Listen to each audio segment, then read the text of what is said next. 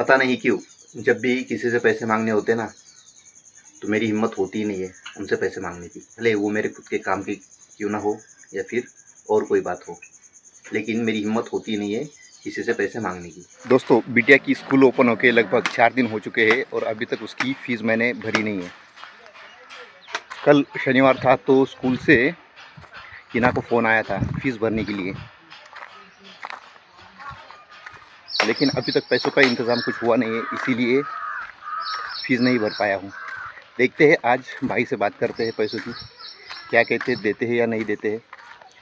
बने रहना, आज की वीडियो में बताएंगे आपको सब कुछ। चलो, अभी तो काम पर जा रहा हूँ, अगर शाम तक पैसे मिल जाएंगे तो फिर मुझे अहिल्यानगर भी जाना होगा। तो दोस्तों, अभी जो मैंने थोड़ी देर पहले कहा था ना कि मुझे किसी से पैसे मांगने में हिचकिचाहट होती है, ऐसी हिम्मत ही नहीं होती है, तो उसकी असल वजह क्या है पता है? अगर मैं किसी से पैसे मांगूँ और उन्होंने ना कह दिया तो ये जो डर होता है ना, तो वो मुझे पैसे मांगने से रोकता है। अभी हुआ भी वैसे ही मेरे साथ में। जीवा की स्कूल ओपन होके 1 हफ़्ता हो चुका है, लेकिन 1 हफ़्ते से मैंने उसे स्कूल में भेजा नहीं है, क्योंकि उसकी जो फ़ीस है वो मैंने भरी नहीं थी। और पिछले हफ्ते मैंने भाई से कहा भी था कि मुझे जीवा के एडमिशन के लिए कुछ पैसे चाहिए, तो तब उन्होंने कहा था हाँ मिल जाएंगे। तो मैंने सोचा कि अगले हफ्ते भाई पैसे दे देंगे तो पैसे भी भर दूंगा और फिर जीवा को स्कूल में भी भेजूंगा। अब कल सैटरडे था और जीवा के स्कूल से कल फ़ोन आया कि आपने अभी तक फ़ीस भरी नहीं है। तो आज सुबह मैंने भाई से कहा कि जीवा की फ़ीस अभी भरनी है, तो मुझे पैसे चाहिए, जो कि 15,000 रुपये होते हैं। 15,000 की बात सुनकर भाई ने ना कह दिया। उन्होंने कहा इतने पैसे मेरे पास है ही नहीं, तो मैं आपको दूँ कहाँ से। लेकिन बात एक है कि मैं उनके पास काम करता हूँ और मेरे इनकम का सोर्स भाई के सिवाय दूसरा कुछ है ही नहीं। मैं जो काम करता हूँ उसके सिवाय मेरे दूसरा इनकम का सोर्स है ही नहीं, तो फिर मैं मांगता भी किससे। फिर से मैंने भाई से कहा भाई मुझे और कोई चीज़ के लिए पैसे नहीं चाहिए, और वैसे भी मैं दूसरी चीज़ों के लिए पैसे लेता ही नहीं हूँ। बस हफ्ते के 2,000 रुपये लेता हूँ, जो कि मेरे उधर यानी अहिल्यानगर में, अहमदनगर में मेरी फैमिली रहती है, उनके खर्च के लिए होते हैं। उससे ज़्यादा 1 रुपया भी मैं उनसे लेता नहीं हूँ। तो कुल मिलाकर मेरे इनकम का सोर्स, मैं जो काम कर रहा हूँ, जिनके पास काम कर रहा हूँ, वही है। जब उन्होंने ना कहा तो मेरा दिमाग ही बंद हो गया। क्या करूँ क्या कहूँ, कुछ समझ में ही नहीं आया। मैं वैसे ही चुपचाप वहाँ से निकल गया काम पर। अब मैं आपको बताता हूँ मुझे 15,000 रुपये क्यों चाहिए थे। सबसे पहली बात तो मेरी बिटिया की जो स्कूल की एडमिशन फ़ी है वो है 16,000 रुपये। तो फिर मैं भाई से 15,000 रुपये ही क्यों मांग रहा था, 16,000 रुपये क्यों नहीं मांग रहा था। असल में उसकी जो फ़ीस है वो मैं पूरी नहीं भरने वाला हूँ। अभी सबसे पहले तो उसकी फ़ीस मैं भरने वाला हूँ 8,000 रुपये, और 8,000 रुपये मैं सेकंड टर्म में भरने वाला हूँ। तो फिर मुझे 15,000 रुपये की क्यों ज़रूरत थी। तो देखो भाई, वहाँ पर फैमिली चलाने के लिए मुझे कुछ खर्चे करना पड़ते हैं। सबसे पहली बात तो मुझे वहाँ पर रेंट देना होता है। उसी के साथ साथ मैंने पिछले वीडियो में एक बताया था कि हिना की बीसी है और उसका आखिरी नंबर है, तो उसके लिए भी मुझे 1,500 रुपये देने थे, यानी कुल मिलाकर ये 4,000 रुपये ये हुए।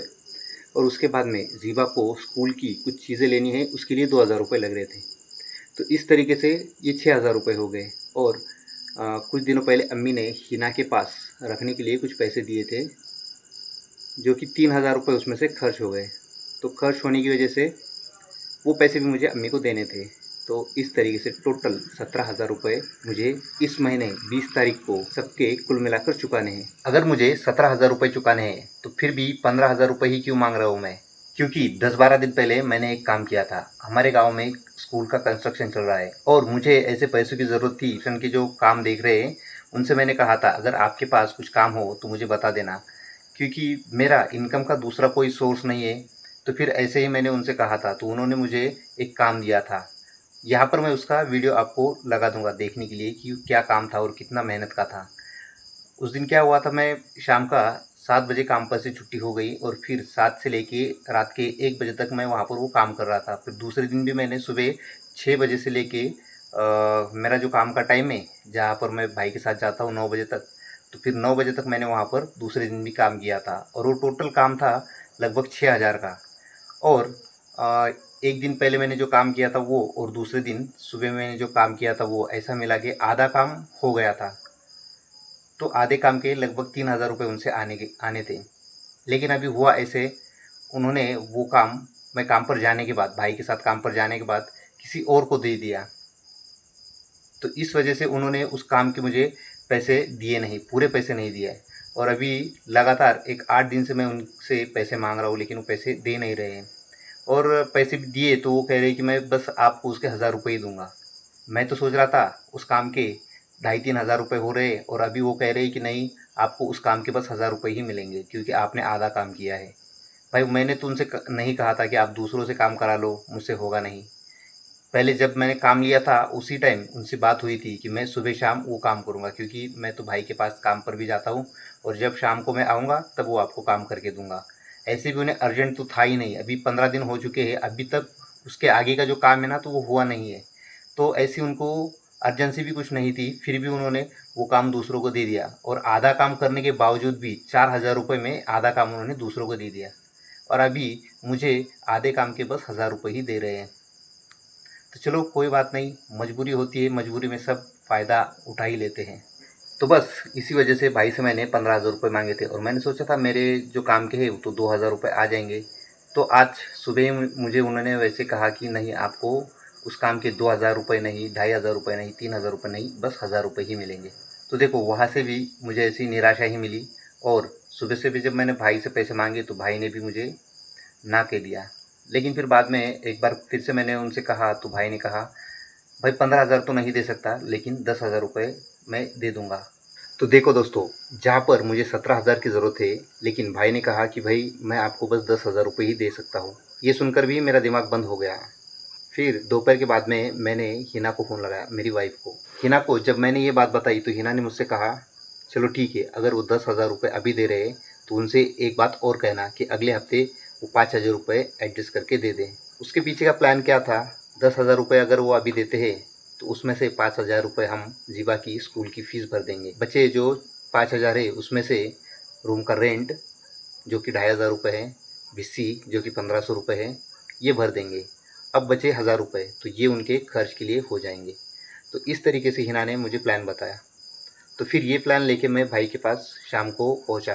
तो भाई से कहा कि भाई ठीक है, आप 10,000 रुपये दे रहे हो तो दे दो, लेकिन अगले हफ्ते मुझे फिर से 5,000 रुपये देना। और वो 5,000 का हम क्या करेंगे, 5,000 में से 3,000 रुपये जीवा की फ़ीस मैं भर दूंगा, जो कि मुझे 8,000 रुपये टोटल भरने थे, पहले 5 और उसके अगले हफ्ते 3, ऐसे 8,000 रुपये टोटल हम भर देंगे। और जो बचे 2,000 रुपये है वो मैं अम्मी को दे दूँगा। उसी के साथ साथ मैंने जो स्कूल का काम किया था जिससे मुझे 1,000 रुपये मिलने वाले हैं, तो वो भी 1,000 रुपये लेकर मैं अम्मी के दे दूँगा।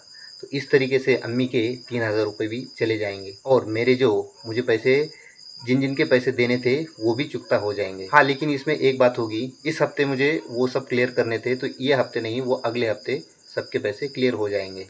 तो दोस्तों, इस तरीके से आज का दिन मेरे लिए बहुत ही ज़्यादा टेंशन से भरा हुआ था। समझ ही नहीं आ रहा था मैं क्या करूं, कुछ भी नहीं सूझ रहा था। लेकिन ऐसे वक्त में मुझे मेरे वाइफ ने, हिना ने साथ दिया, और मेरा जितना भी प्रेशर था उस सब को अच्छे से उसने मैनेज किया। लेकिन इन सब से एक बात मैंने सीखी है, आप दूसरों के लिए कितना भी काम करो उसका कुछ फ़ायदा होता नहीं है। हाँ, वो काम आप खुद के लिए करो, उसका आपको फ़ायदा होगा। तो चलो, आने वाले दिनों में मैं अपना फोकस बस सीखने पर ही रखूँगा, और जल्द से जल्द इस काम को मैं सीखकर कुछ अपना काम शुरू करने का सोचूंगा, क्योंकि जब तक मैं खुद का कुछ करूँगा नहीं, मेरी इनकम बढ़ेगी नहीं।